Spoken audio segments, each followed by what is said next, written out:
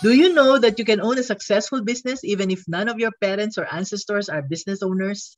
Are you scared that you might fail in business because owning a business may not be really for you? Do you believe that there are people who are cut out to be business owners and there are those who are not? Now, this video is for you because this is the last part of our three-part series entitled Three Ways to Tell If Business is Really for You. In the previous videos, we learned that the first way was to check if you have a big why.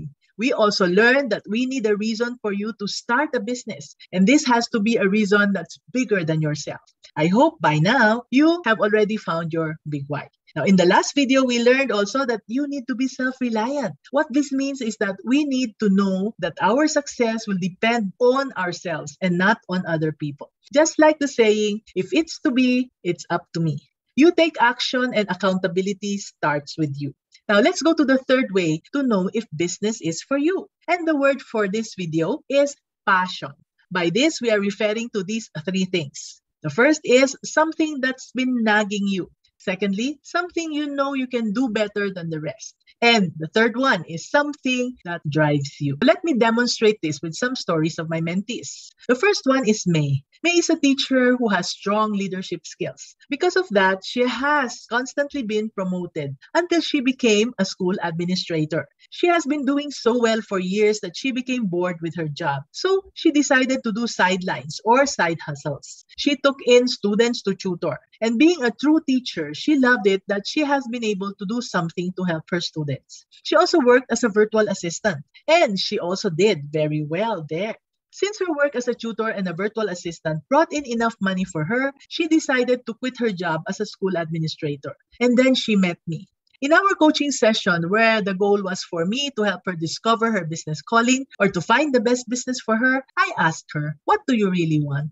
It was then that she said, even if she loved to teach, she always had that nagging feeling of putting up a food business. She mentioned that she grew up seeing her grandmother in her carinderia, and somehow she always wondered if that was something she could do. Now, that was when we learned why she was bored even when she had lots of successful careers in her life. May did not feel it yet because it was only a nagging feeling. Now that she has finally started her food business from her own home, there's not a dull moment for her as she continues to grow the business day by day. Now, just recently, she was already able to work out her applications from GrabFood and Foodpanda, and we're very excited for her first sales to come in. Now, this story can be yours too. If you have that nagging feeling, don't ignore it. Now, here's another mentee. Let's call her Belia. Belia loves to bake and her specialty is donuts. She has tried all the donuts in the market, but she isn't happy with them. She knows that she can do better, and so she experimented again and again. And finally, she was able to come up with the best donuts we ever tasted. This is a clear case of someone who has a strong desire to do something better, and that became her successful business. I hope these two stories inspired you. Now, this is the last and the third one, and it's about Ali. Ali has beautiful skin now. But if you saw her years ago, she had problematic skin because of her skin asthma. She tried all the herbal and organic soaps that she could find in the market, but she couldn't find anything that worked for her. And then she was able to learn a recipe to make soap using natural ingredients. So for years, she started making her own soap for herself. And then one day, she thought of the many other women like her who were also challenged with sensitive skin. That was what drove her to consult me.